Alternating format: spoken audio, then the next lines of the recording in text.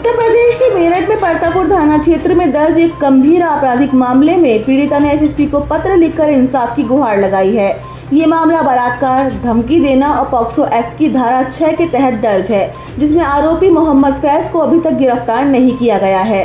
बता दें कि पीड़िता हादिया निवासी सावित्री नगर नई दिल्ली ने एसएसपी को प्रेषित पत्र में आरोप लगाया कि मामले की विवेचना सही ढंग से नहीं की जा रही है। विवेचना अधिकारी खुद आरोपी का पक्ष लेकर समझौते का दबाव बना रहे हैं। साथ ही पीड़िता व उसके परिवार को लगातार धमकाया जा रहा है। आरोपी मोहम्मद फैज खुलेआम धमकी दे रहा है। पीड़िता का कहना है कि उसे और उसके परिवार को आरोपी से जान का खतरा बना हुआ है और वो मानसिक रूप से बुरी तरह प्रताड़ित है। पत्र में हादिया ने मांग की है कि विवेचना अधिकारी को बदलकर किसी निष्पक्ष अधिकारी से जांच कराई जाए और आरोपी मोहम्मद फैज को गिरफ्तार कर जेल भेजा जाए। साथ ही कहा कि अगर पीड़िता के साथ कोई अप्रिय घटना घटती है तो उसकी जिम्मेदारी आरोपी फैज की होगी। पीड़िता के इस गंभीर आरोप और खतरे के मद्देनजर अब देखना होगा कि मेरठ पुलिस इस पर क्या संज्ञान लेती है और आरोपी की गिरफ्तारी कब तक सुनिश्चित की जाती है। मैं 3rd स्टैंडर्ड में थी, 8 इयर्स ओल्ड। उसने मुझे टच करने की कोशिश की और डे बाय डे उसने और ज़्यादा किया। ये 3 इयर्स होता रहा कॉन्टीन्यूसली एंड ही अच्छा, ये कौन सी क्लास में पढ़ती हैं आप? और right now I am in 12th standard and on 10th March when my great grandmother was died, he tried to put his hand on my chest and he did it. On 1st on April, he is staring me again and again. I run away and he come again and he starts staring me again and again and I got faint and I got panic attack. what you want now? I want justice. हम दिल्ली होजरानी में रहते हैं। ये हमारी बच्ची है, इसकी नानी के घर है काशी परतापुर में।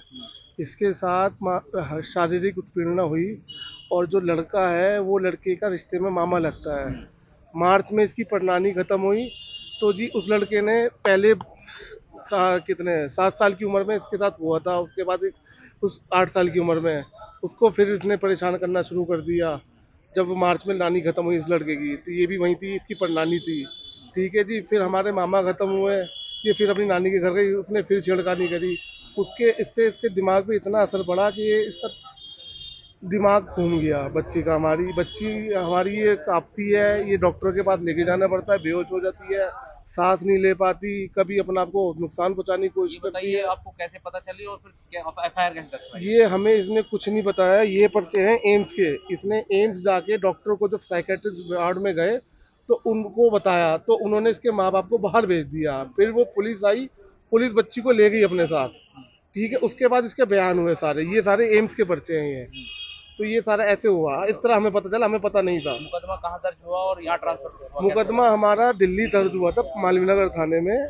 उन्होंने फिर मुकदमा करने के बाद सारी इसके क्या नाम है कोर्ट में जाके इसकी सुनवाई हुई, CWC में जाके इसकी वो हुई, हियरिंग वगैरह हुई। उसके बाद उन्होंने जी केस कर दिया मेरठ ट्रांसफ़र। पहले गई लखनऊ। ठीक है जी, लखनऊ से आई मेरठ परतापुर थाने। हम थाने जाते रहे, उन्होंने हमारी सुनी नहीं। क्या कहते हैं थाने वाले? वो कहते हैं कि जी कोई FIR नहीं आई आपकी आज तक। ठीक है जी, अब जाके उन्होंने 9 तारीख को हम लोग गए, वहाँ पर जाके थोड़ी हुई गर्मा गुरमी, तो अगले दिन उन्होंने FIR निकाली कि जी आपकी FIR मिल गई है। तो जाके तो FIR मिली है। अब यहाँ जब अब वहाँ पर SHO कहता है जी आपका कोई केस ही नहीं है जी। अब यहाँ आए तो क्या आश्वासन मिला है, क्या कुछ हुआ है? उन्होंने यहाँ पर हम अंदर आए तो उन्होंने फिर उसको SHO को फ़ोन किया और उससे कहा कि जी इन्हें परेशान ना करें, इसकी गिरफ्तारी करें। और लड़का के थाने में संबंध ऐसे हैं कि उसने इंटरिम बेल के लिए खुद ही अप्लाई कर रखा और हमें पता भी नहीं। कल जाके हमने उससे पूछा कि जी ऐसे ऐसे बेल के लिए कर रखा, तो वो कहता है SHO कहता हाँ कर तो रखा है, तो हमें इसकी कोई जानकारी भी नहीं है। क्या चाहते हैं अब आप? कि इसकी लड़की को न्याय मिले। कितना 1 महीना हो गया था थाने चक्कर, कुछ नहीं हुआ जी, बॉक्सों में भी गिरफ्तारी नहीं हो पा रही? कुछ नहीं हो जाती है। कप्तान साहब ने क्या आश्वासन दिया अभी? इन्होंने उनको फ़ोन करा कि जी इन्हें परेशान ना किया जाए, इन्हें भटकाया ना जाए और इसकी गिरफ्तारी तुरंत की तुरंत हो जाए।